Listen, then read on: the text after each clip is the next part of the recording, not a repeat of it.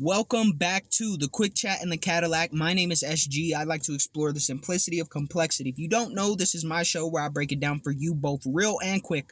Both of them. It's now season dose. Season dose. Do you know what that means? It means season dose is now available on my YouTube. SG space Bubba space K. It's now available on my YouTube. Go watch all my episodes. They'll help you get your life right. And they're organized by title, episode number, and season if you check my playlist.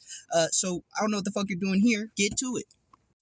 All that aside, today's topic is something that it's going to be difficult to explain, I think, but hopefully you'll understand what I'm saying when I say don't be the moth, be the light. Being the moth is dangerous. Moths are attracted to light, and as much as we see moths and think, damn, that's an ugly-ass butterfly, we know butterflies can also be ugly too, but they have beautiful wings. Moths, they just look like dust and an ugly motherfucker.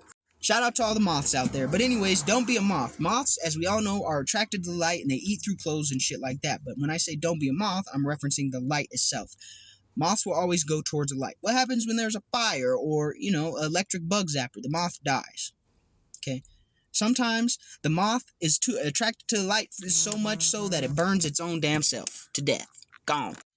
And when that happens, you understand why you shouldn't be the moth. Instead, you should be the light. Okay, let's see how this applies to real life so I can explain exactly to you what I mean. Essentially, when you are the moth, you're always seeking something outside of yourself to create happiness, to create joy, create fulfillment. The moth is always going to the next light and the next light. And every time it happens, the light turns off. Eventually, the light turns off. Number one, because electricity doesn't run forever. And number two, because the sun don't always shine. It will come out again, and a lot of times the lights will turn on again. But by that time, the moth is so, it has an insect's brain, so it's just going to go to the next light. It has no perception of, maybe if I stay here, the light will come back on. It probably doesn't also have the patience. So it goes from light to light, never really being fulfilled or satisfied because all it's doing is chasing the light. It's not being the light.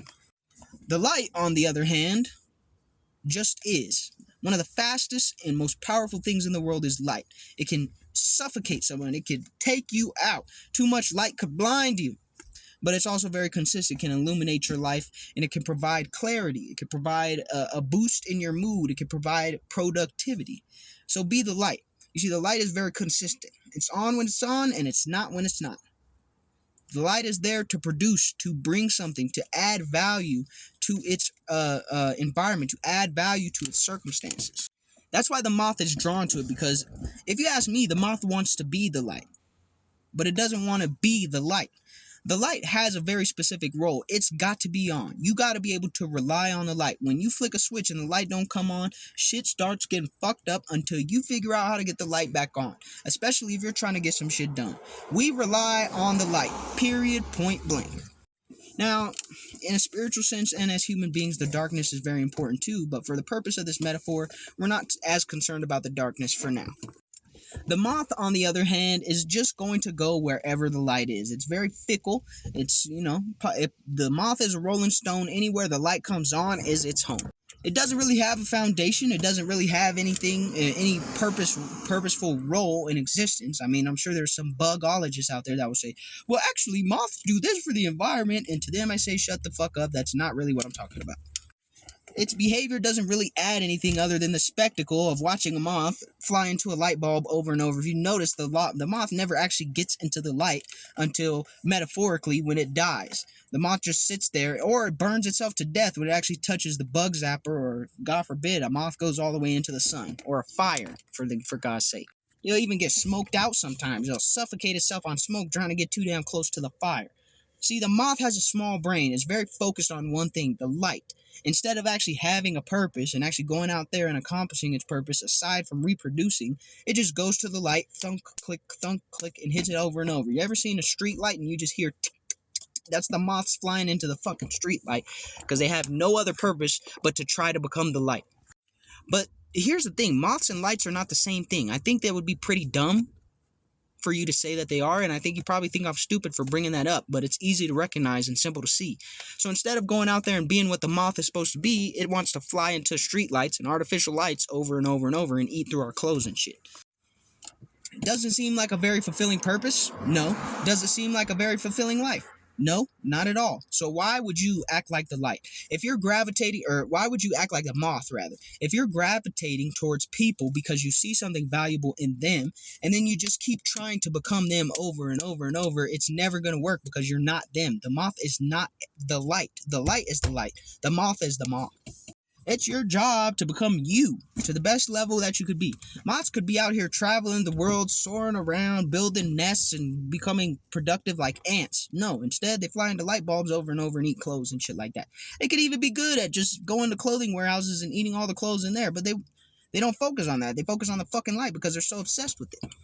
And I get it. The light has an important role. So if you're the light, you got to understand sometimes moths are just going to ram themselves into you over and over. Sometimes they'll ram themselves to death or get burnt up by your light just by the sheer fact that you exist.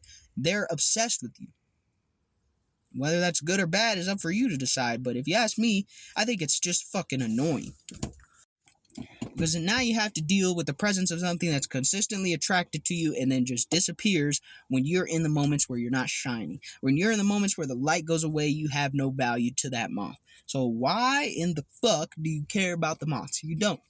So continue to be the light. And if you are the moth, figure out some shit that will be your purpose. Figure out some shit that actually means something to you instead of just chasing around other people's purpose. Don't try to become the light, become the version of the moth that is just as formidable as the light. Do you see what I'm saying? Maybe not. Maybe I'm not explaining this properly, and I've had a long day, so cut me a fucking break, okay? I do 2 of these episodes every single day, and it's a lot of knowledge that I've dropped up to this point. So if every now and then I miss, just remember, I don't fucking miss. There's so many different metaphors out there for you, whether it's in entertainment, whether it's in storytelling, whether it's a figure of speech, it doesn't matter. There's so many metaphors out there for you to understand. Your purpose is yours. Trying to accomplish someone else's purpose is only going to put you in the shoes of the moth, flicking into the light over and over and ramming your head, bumping your head, feeling like a dumbass and a jackass because that's exactly what you're being. But going out there and seeking your own purpose allows you to accomplish something new, maybe something that no other moth has done before, and therefore you transcend the level of moth that just keeps being obsessed with the light to the level of moth that earns its place in the environment and actually does something for itself and for its legacy and for its species. And that's the goals that you should be wanting to achieve. Those are the kind of things that you should be wanting to obtain.